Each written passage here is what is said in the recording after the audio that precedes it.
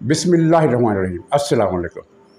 नाज़रीन, गिलगित बिल्तिस्तान में क्या होने वाला है और वहाँ हंगामों और फसादात की क्या मनसूबाबंदी की गई है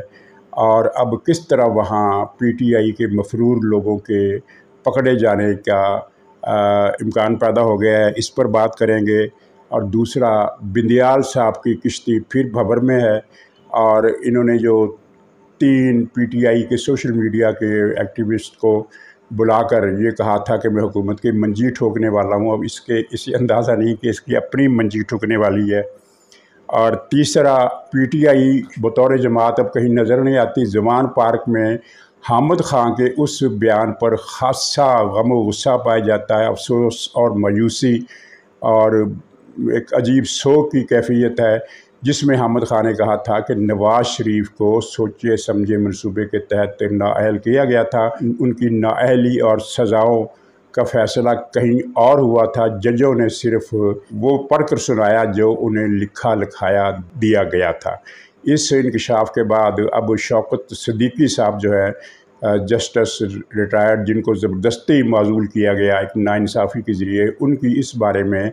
माहिराना राय क्या है या उनका अंदाज़ा क्या है और हकीकत में क्या कुछ इससे मुख्तलिफ हो सकता है। नवाज़ शरीफ अमारात के बाद अब सऊदी अरब चले गए, जहां उनका वज़ीर-ए-आज़म जैसा प्रोटोकॉल उनका इंतज़ार कर रहा था, बल्कि उनकी जो आवभगत की गई है वो वज़ीर-ए-आज़म से भी बढ़कर की गई है। इससे पहले मुत्तहिदा अरब अमारात में भी उन्हें वज़ीर-ए-आज़म का पूरा प्रोटोकॉल दिया गया था। ये 2 ख़बरें एक वाज़ेह इशारा दे रही है। नवाज़ शरीफ साहब कुछ दिन सऊदी अरब क़याम के बाद लंदन जाएंगे और 14 अगस्त ही को वापस आएंगे, इससे पहले पाकिस्तान वो नहीं आ रहे। और तीसरा ये है कि इमरान खान अब किसी वक्त भी अंदर हो सकता है। जो कल तक खबरें थी वो ये थी कि इस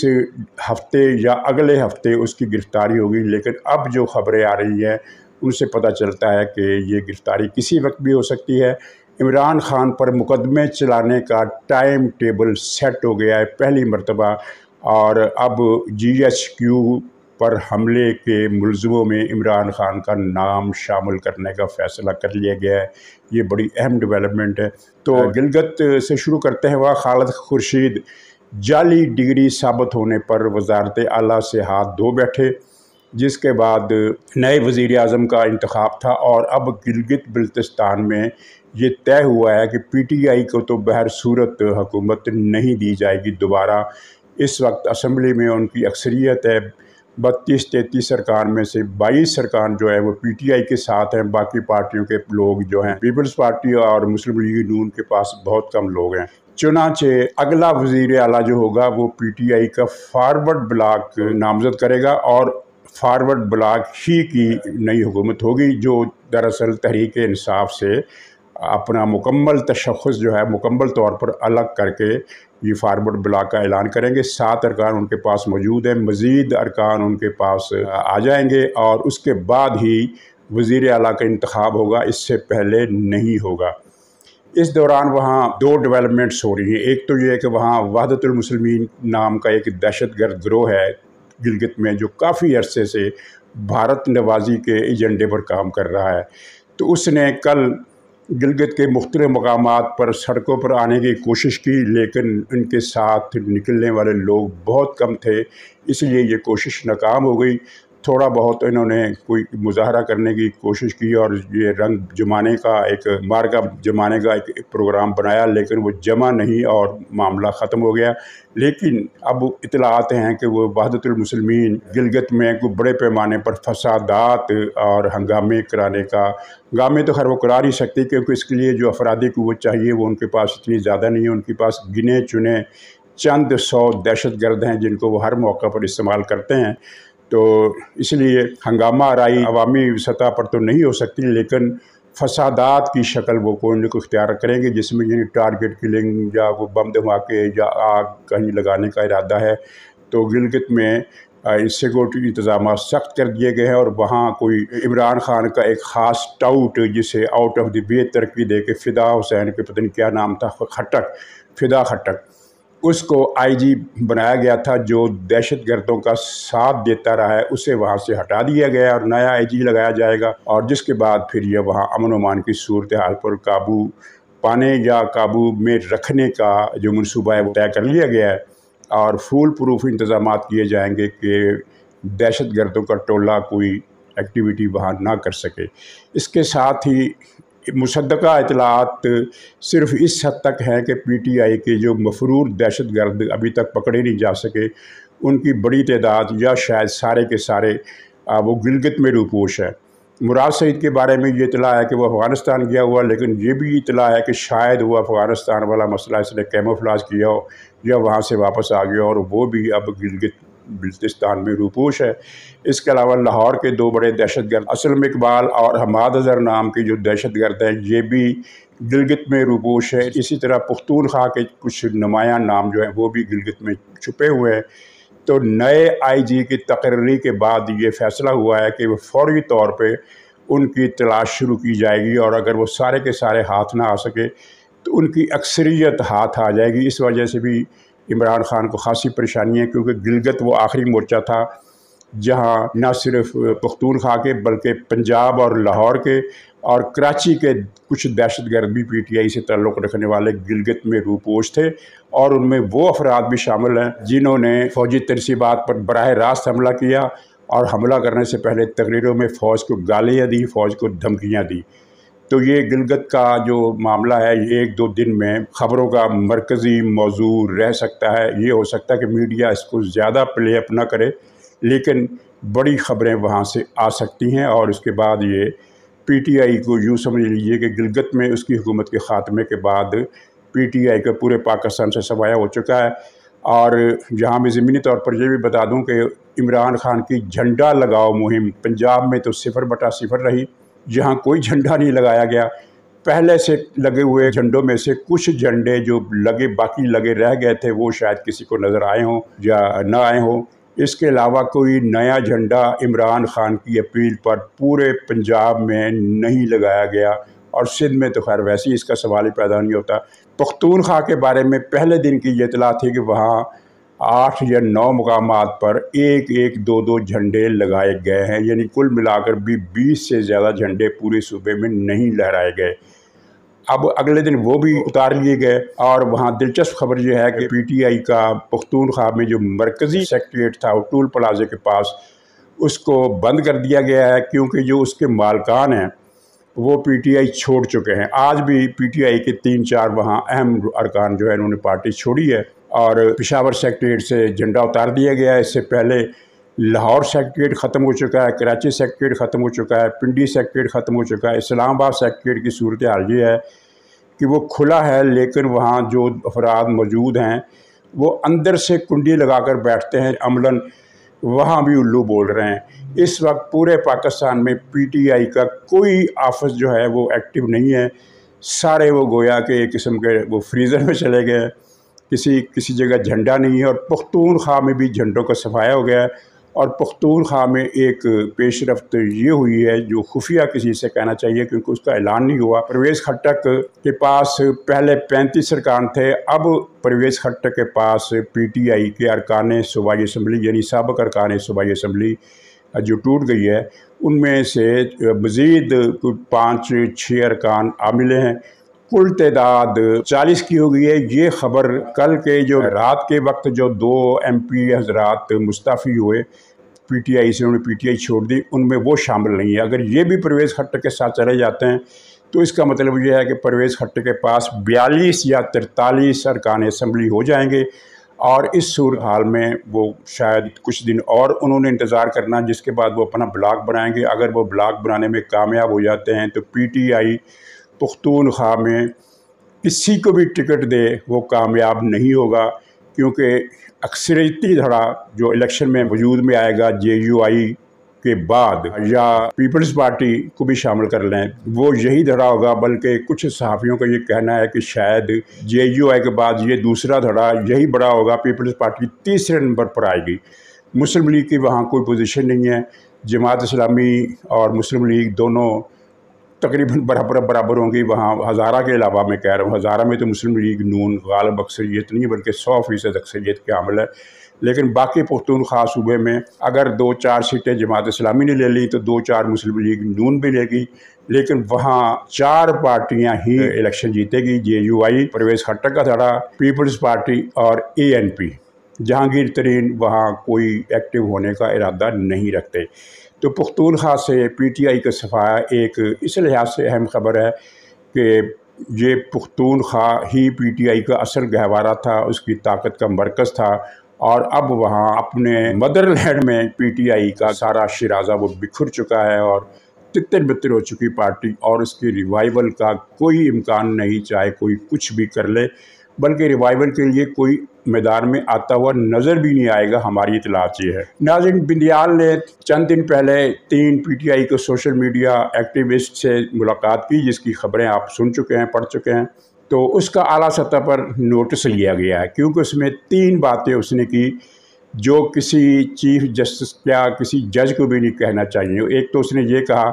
کہ عمران خان نے اسمبلیاں توڑ کر حماقت کی، یعنی عمران خان سے اپنی ہمدردی شو کر رہا ہے یہ چیف جسٹس جو اپنے آپ کو کہتا ہے۔ یقین کریں ایسی باتیں کرنے سے لگتا ہے کہ یہ چیف جسٹس نہیں ہے بلکہ اعتزاز احسن ہے، بلکہ اعتزاز احسن سے بھی بڑھ کر یہ لطیف کھوسے کا بھی جونیئر روپ لگا۔ پھر اس نے کہا کہ 9 مئی کے بعد عمران خان کی مشکلات میں اضافہ ہوا۔ اچھا، اب یہ 2 نکات جو ہیں، ان دونوں میں بندیال بھی ذمہ دار ہے، کیونکہ اگر بندیال فیصلہ خلاف آئین کو توڑتے ہوئے یہ فیصلہ نہ دیتا جس کے تحت حمزہ شہباز کی قانونی حکومت اس نے ختم کر دی اور اس کی جگہ پرویز الہی کو دوبارہ وزیر اعلیٰ بنا دیا، تو پنجاب اسمبلی نہیں ٹوٹنی تھی، اور پنجاب اسمبلی نہ ٹوٹتی تو PTI کا پنجاب میں وجود بھی برقرار رہتا ہے، کیونکہ ظاہر ہے پنجاب اسمبلی میں PTI کے ارکان چاہے وہ 2018 کے جھلوں کے نتیجے میں آئے تھے، لیکن 100 سے زیادہ ارکان PTI کے موجود ہوتے، وہ PTI کی آواز ہوتے، PTI کی طاقت ہوتے، اور اس طرح پنجاب میں عمران خان کا جنازہ نکلا، یعنی عمران خان کا پنجاب سے جو جنازہ نکلا اس میں آگے بڑھ کر کندھا بندیال نے دیا، اور اب وہ کوس رہا ہے کہ عمران خان نے اسمبلیاں کیوں توڑی۔ پھر دوسرا یہ جو کہہ رہا ہے کہ 9 مئی کے بعد عمران خان کی مشکلات بڑھی، تو ان مشکلات بڑھنے کا بنیادی کردار بھی بندیال ہے، کیونکہ بندیال نے جس طرح 10 مئی کو عمران خان کے لیے ضمانتوں کا بازار گرم کیا اور اسے سپریم کورٹ میں بادشاہوں کی طرح مرسڈیز گاڑی بھیج کر منگوایا اور بادشاہ جیسا اس کو پروٹوکول دیا، تو اس کے بعد پھر ظاہر ہے کہیں نہ کہیں پیچ و تاب میں اضافہ تو ہوا، کہیں نہ کہیں اس پر برہمی تو ظاہر کی گئی۔ اگر بندیال یہ نہ کرتا اور اگلے دن اسلام آباد ہائی کورٹ جو PTI کا سیکریٹریٹ بن چکی ہے وہ اس کے لیے نہ صرف یہ کہ ضمانتوں کا ڈھیر لگاتی اور عجیب قسم کے ریمارکس نہ دیتی، تو شاید اتنا بڑا فساد نہ ہوتا جو عمران خان کے گلے بعد میں پڑا۔ اس کا بنیادی کردار بھی بندیال تھا۔ اس وقت تک تو بندیال اور اسلام آباد ہائی کورٹ یہ سمجھ رہے تھے کہ کل پرسوں تک انقلاب آ جانا ہے اور عمران خان نے پھر سے وزیر اعظم بن جانا ہے، پھر سے ہماری بلے بلے ہو جائیں گے، جو چاہیں گے کریں گے، اور بندیال تو خیر ماشاءاللہ بادشاہ بننے کا خواب دیکھ رہا تھا۔ تیسری بات اس نے کی فوج کے خلاف، اور فوج کے خلاف بات کرتے ہوئے ان تینوں PTI کے کارکنوں کو، سوشل میڈیا کے تینوں کارکنوں کو بندیال نے بتایا کہ میں حکومت کی منجی ٹھوکنے والا ہوں۔ منجی ٹھوکنے کے الفاظ اس نے استعمال نہیں کیے، لیکن جو الفاظ اس نے استعمال کیے اس کا مطلب یہی تھا کہ میں حکومت کی منجی ٹھوک دوں گا۔ اسے اندازہ نہیں ہے، اسے پتہ نہیں ہے کہ اس کی اپنی منجی ٹھکنے والی ہے۔ کل جو فوجی عدالتوں کے خلاف جو ریٹ پٹیشن دائر ہوئی تھی اس کے حوالے سے ابتدائی سماعت کا جو حکم نامہ وہ جاری ہوا ہے، تو اس میں بندیال نے جسٹس قاضی فائز عیسیٰ کا وہ اختلافی نوٹ بھی شامل کر دیا ہے جو پہلے اس نے ویب سائٹ سے حذف کرا دیا تھا۔ وہ جو خواجہ آصف صاحب کہا کرتے ہیں نا کہ شرم کوئی چیز ہوتی ہے، حیا کوئی چیز ہوتی ہے، وہ اس کا مظاہرہ بندیال صاحب نے بھی کر دیا کہ نہیں ہوتی ہے، اور قاضی فائز عیسیٰ کا نوٹ اڑا دیا، اور اب جب اس پر لان تان میں اضافہ ہوا تو وہ نوٹ اس میں شامل کر دیا، یعنی اپنا ہی تھوکا چاٹ لیا۔ شرم و حیا کوئی چیز پہلے بھی نہیں تھی جب نوٹ اتارا گیا، اور شرم و حیا کا اب بھی کوئی نام و نشان نہیں جب یہ نوٹ دوبارہ اس میں شامل کر کے لگایا گیا۔ اس میں جسٹس طارق مسعود کا اختلافی نوٹ بھی ہے، جسٹس منصور صاحب کا اختلافی نوٹ بھی ہے۔ طارق مسعود صاحب نے ایک بات ریکارڈ پر لا کر یعنی ایک مہر لگا دی اس کے منہ پر لگی ہوئی سیاہی پر۔ انہوں نے کہا کہ اس سے پہلے تو کوئی مثال نہیں ملتی کہ اعتزاز احسن وغیرہ چیف جسٹس سے چیمبر میں ملتے ہیں، جو کہ مستغیث تھے، استغاثہ تھے، اپیل کنندگان تھے، اور اس کی ملاقات کے اگلے دن یہ کیس سماعت کے لیے لگ جاتا ہے، بینچ بھی بن جاتا ہے، سماعت بھی ہو جاتی ہے۔ کیا ایسا کبھی دوسروں کے لیے بھی ہوا ہے؟ ایسا ظاہر ہے کہیں نہیں ہوا۔ یہ بندیال صاحب نے ایک ریکارڈ قائم کیا، وہ ملتے ہیں تو پی ٹی آئی کے لائر ونگ سے ملتے ہیں، وہ ملتے ہیں تو پی ٹی آئی کے صحافیوں سے ملتے ہیں، وہ ملتے ہیں تو پی ٹی آئی کے لیڈروں سے ملتے ہیں، اور صرف اعتزاز احسن لطیف کھوسہ نہیں بلکہ پی ٹی آئی کا پورا لائرز ونگ جو ہے اسلام آباد کا، اس سے یہ بندیال اکثر ملاقاتیں کرتا رہتا ہے، اور اس ملاقات میں عمران خان سے بھی فیور کر کے اس نے اپنے لیے کھودے گئے گڑھے کو مزید گہرا کر لیا ہے۔ اب یہاں بہت کچھ اس کے بارے میں سوچا جا رہا ہے، حکومت کو بھی اس بارے میں کچھ نہ کچھ سنا گیا ہے کہ وہ بھی مصروف ہے، اور ادارے بھی ظاہر اس بات کا نوٹس لے رہے ہیں کہ ملک کا چیف جسٹس ہے اور فوج کے خلاف باتیں کر رہا ہے، فوج کے خلاف بھڑکا رہا ہے لوگوں کو، اور بندیال کا کردار تو 9 مئی کے واقعات میں بھی ظاہر ہوتا ہے۔ تو اس شخص کو اب ظاہر ہے اصولی طور پر، اور لاجک یہ کہتی ہے کہ مزید برداشت نہیں کیا جائے گا، اور اس کو مزید برداشت نہ کرنے کا جو مرحلہ ہے وہ کیسے طے کیا جائے گا، یہ سب کچھ ابھی صیغہ راز میں ہے۔ لیکن آپ کے ذہن میں یہ بات رہنی چاہیے کہ جب کبھی کوئی فیصلہ کر لیا جاتا ہے تو پھر اس کی امپلیمنٹیشن کے طریقے بھی دریافت ہو جایا کرتے ہیں، اس لیے اس میں حیرانی کی اور سوچنے کی ضرورت نہیں ہے کہ کیا ہوگا۔ ناظرین، نواز شریف صاحب 14 اگست کو ہی پاکستان آئیں گے، وہ سعودی عرب کچھ دن رہیں گے، اس کے بعد وہ لندن چلے جائیں گے۔ اس دورے میں جو خاص عوامی سطح پر دلچسپی کی بات ہے وہ یہی ہے کہ پہلے متحدہ عرب امارات نے جو روایتی طور پر آصف زرداری سے ہمدردی کے لیے مشہور تھا، اس نے نواز شریف صاحب کو وزیر اعظم کا پروٹوکول دیا، اور صرف پروٹوکول ہی نہیں دیا بلکہ شاہی خاندان اور شاہی خاندان سے تعلق رکھنے والے صنعت کار اور سرمایہ کار مسلسل نواز شریف سے ملاقاتیں کرتے رہے، جن میں پاکستان کے اندر سرمایہ کاری کے منصوبوں کو حتمی شکل دی گئی۔ اور یہ انوکھی بات نہیں ہے، اس لیے کہ جب انہوں نے یہ یقین حاصل کر لیا کہ نواز شریف ہی وزیر اعظم ہیں، تو جو چیزیں انہوں نے بعد میں طے کرنی تھی ان کا ابتدائی خاکہ انہوں نے ابھی سے فائنل کر لیا۔ اس کے بعد وہ سعودی عرب جب پہنچے تو وہاں بھی ان کا وہی استقبال کیا گیا جو کسی وزیر اعظم یا سربراہ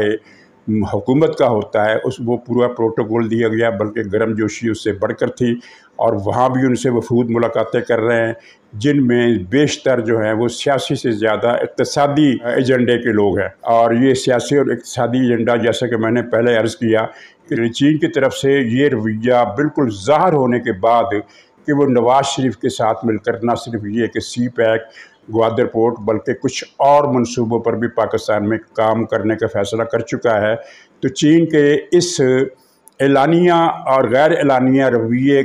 کے ظاہر ہونے کے بعد سعودی عرب، امارات اور قطر بھی پوری طرح حرکت میں آ گئے، اور اسی کا ایک نتیجہ ضمنی طور پر یہ کہا یہ جا رہا ہے کہ اسحاق ڈار نے بہت محنت کی، شہباز شریف صاحب نے بہت محنت کی، اور بلاول صاحب نے بہت محنت کی آئی ایم ایف کو کنونس کرنے میں، لیکن حقیقت یہ ہے، اور اس کو وقت بتائے گا کہ یہ حقیقت یہی تھی کہ جب آئی ایم ایف نے اور امریکہ نے دیکھا کہ یہ تو سارا انحصار چین کی طرف ہو جائے گا، اس لیے پاکستان کا ہاتھ بالکل جھٹک دینا ہمارے اپنے مفادات کے بھی خلاف ہوگا۔ وہ ایک محاورہ کچھ اس قسم کا ہے کہ جب 100 کے 100 جا رہے ہوں تو اگر کچھ اس میں سے بچ سکتے ہوں تو پھر 100 کی فکر نہیں کرنی چاہیے، بلکہ جو بچ سکتے ہیں ان کو بچا لینا چاہیے۔ اس وقت امریکہ کا معاملہ وہی ہے، وہ نہیں چاہتا کہ پاکستان بالکل ہی اس کے ہاتھ سے نکل جائے۔ اور یہ ویسے اپنی جگہ ایک دلچسپ تماشا ہے کہ جو لوگ کل تک پی ٹی آئی کے جو لوگ ٹی وی پر بیٹھے ہوئے ماہرین اقتصادیات، نام نہاد اینکر، یہ بغلیں بجا رہے تھے کہ آئی ایم ایف سے معاہدہ نہیں ہو رہا کیونکہ حکومت نالائق ہے، اس حکومت پر کوئی اعتبار کرنے والا نہیں ہے، اگر اس حکومت کا اعتبار ہوتا تو آئی ایم ایف سے معاہدہ ہو چکا ہوتا۔ اب جب کہ یہ معاہدہ ہو گیا ہے تو اب وہ کہہ رہے ہیں کہ اس سے عوام کو کیا فائدہ ہوگا، کہ اب بھی ایک بیکار معاہدہ کیا ہے، معاہدہ نہ کرتے تو اچھا تھا، پاکستان خود کفیل ہو جاتا۔ پاکستان خود کفیل نہیں ہونا تھا، پاکستان کی معاشی مشکلات اس معاہدے کے نہ ہونے سے بڑھنی تھی۔ ناظرین، عمران خان کو پنڈی جی ایچ کیو حملے کے ملزموں میں نامزد کرنے کا فیصلہ کر لیا گیا ہے، بلکہ خبر یہ ہے کہ اس کو نامزد کر دیا گیا ہے، وہ ایف آئی آر ابھی ظاہر نہیں کی جا رہی، یہ خبر ہے اندر کی۔ اس سے اب یہ ایک بات طے ہو گئی کہ عمران خان جو ہے اب کسی وقت بھی پکڑا جائے گا، لیکن مقدمات کی جو ہے وہ اس کا ٹائم ٹیبل سامنے آ گیا ہے۔ مقدمات کا ٹائم ٹیبل یہ ہے کہ پہلے اس کو توشہ خانہ کیس اور وہ ملک ریاض والا کیس، وہ القادر ٹرسٹ،